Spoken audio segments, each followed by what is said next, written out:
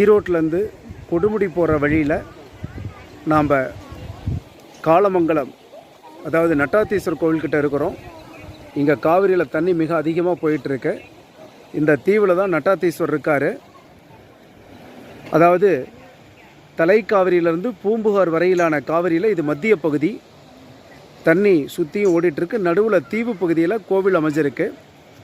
அகத்தியர் இங்கே வந்து தவம் செய்ததா ஸ்தல வரலாறு சொல்கிறாங்க. தண்ணி இங்கே விவசாய பூமியிலெல்லாம் உள்ளே பூந்திருக்கு.